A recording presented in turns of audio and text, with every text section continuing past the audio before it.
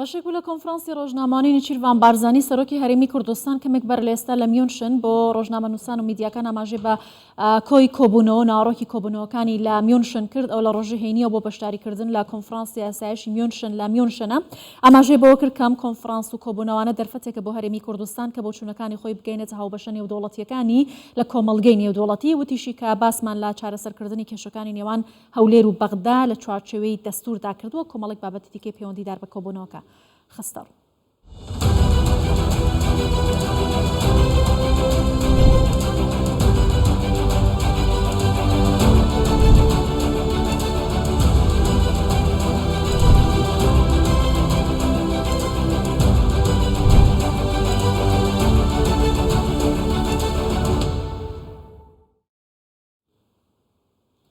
شاندی هەرێمی کوردستان بۆ دانوستان لەگەڵ بەغدا جارێکی دیکە سەردانی بەغدای کردوتەوە کەمێک بەر لە ئێستا شاندەکە گەیشتە بەغدا ئەمە دووەم جارە لە ئەم مانگەدا کە شاندی هەرێمی کوردستان سەردانی بەغدا دەکات پرسەکانی یاسا و هەروەها نەوت و گاز و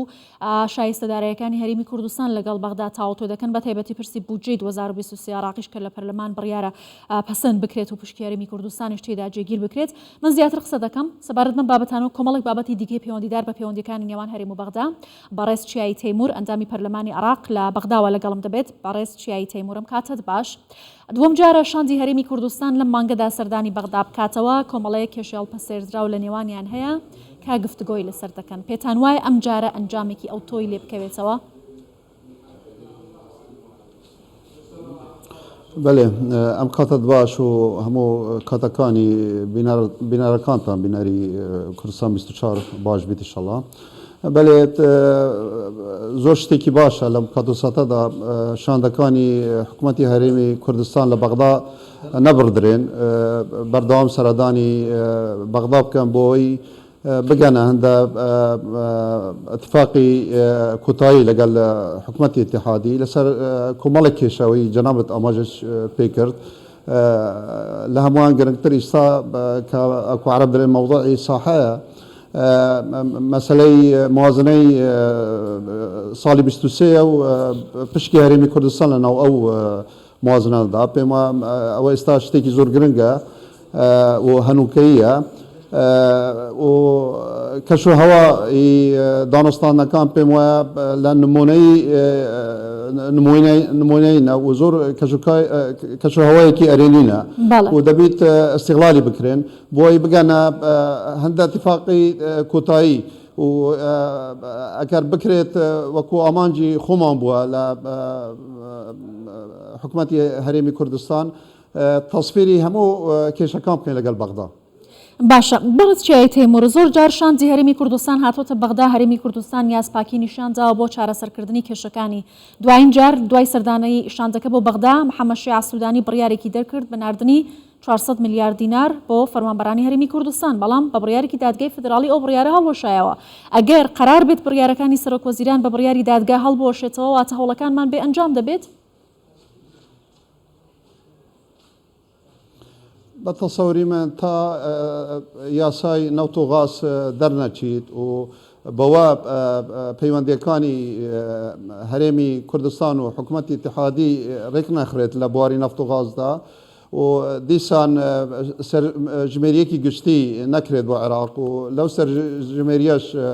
دانیشتوانی هەرێمی کوردستان ڕێژەیان دیار بیت چەندە لە سەرجەمی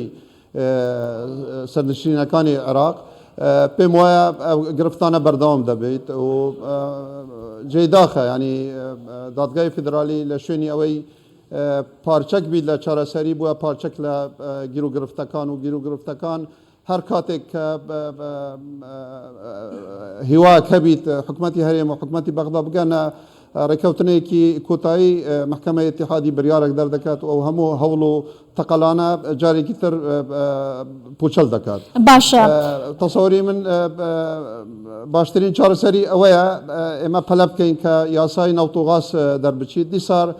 تاکیدی بکەینەوە کە سەرژمێریەکی گشتی بۆ عێراق بکرێت. هیچ وادەیەک دیاری کراوە نزبەی دانیشتوەکانی هەرێمی کوردستان دیار دەبێت و ڕێککەوتن لەسەر ئەم بابەتە هەروەها ئەنجامدانی سەرژمێری گشتی لە عێراق؟ بله بو قانون نفت و غاز خو اکل خالکانی رکوتن ما بین حکومتی هرمی کردستان و حکومتی بابلین اتحادی که دبیت لماوی 6 مانگ دا دست بکردنی حکومت با ایشو کارکانی دبیت او یاسا در بکرید پیموالو روزانه دوای گفتگو گول کراینا ما بین وفدکانی حکومتی هرمی کردستان و حکومتی اتحادی و اوش پیموا نزیکی اکترن لو أنا لمواكي كم دا بقنا اتفاقك كرشنوسي كياسا هر دولا باتفاق من السر بوي بيشكش بأنجمن النيرام كاتو ليرا بريال السر بدين باشا دوێنێ محەممەد شیع سودانی سەرژمێری بەڵێ ئاماژەی بۆ کرد کە لە ماوەیەکی کەمدا ئەم یاسایە جێبەجێ دەکەنا هیچ گەرنتیەک هەیە بۆم یاسایە دواتریش ئەگەر لەباری سەرژمێریەکەەوە زانیاریەکی نوێ هەبێ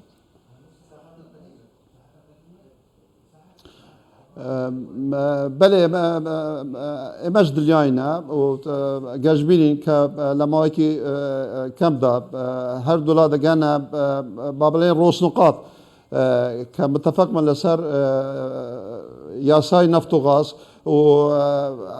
پیوندی هر دولا دیار بیت و صلاحیاتی هر دولا دیار بیت و لسر مسئله برهمهنانی نفت و دیسان بازار کردنی نفت و غاز و كي صدمن دبيلا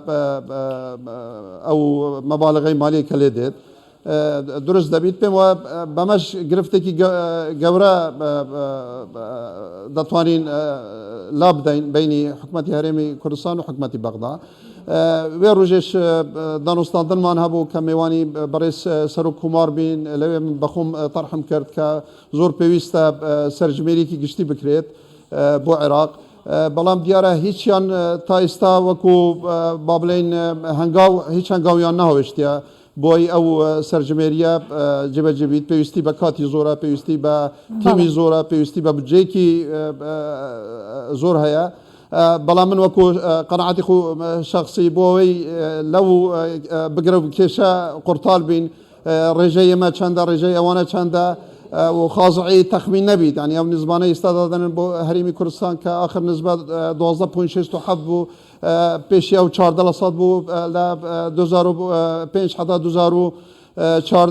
17 بو همون نسبي تخميني بون بلا ما كان سر جمهوريكي اجتماع هبيت بيستي بقراو كيشا ناكت نسبه هرمي كردستان ديار دبيت قانون النفط غاز الشبيت او اشكال دروز دبيت كي صوت ل بابلين براميناني نفط دبيت باشا وەکو دوا پرسیاریش مەمەوێ بۆچنی بەڕێزت سەبارەت بەو بابەتەی ڕۆژنامەی سەباحی عراقی بزانم ئەوان پشتیان بەستە بە ڕاپرسیە کە ئاماژە بۆ دەکات ڕاپرسیەکە دیارنیە لە کێوە هاتووە کە هەرمی کوردستان دانیشتوانەکەی نایانەوێت کە هەرمێکی فدراڵی بێت ئەیانەوێت بگەڕێنەوە سەر عراق لەم کاتەدا بڵاوکردنەوە و ڕوژاندنی ئەم بابەتە چی دەگەێنێت ئەگەر عراق ئەوەندە بڕوای بە ڕەفراندۆم هەیە بۆچی دانی بە ڕەفراندۆمەکەی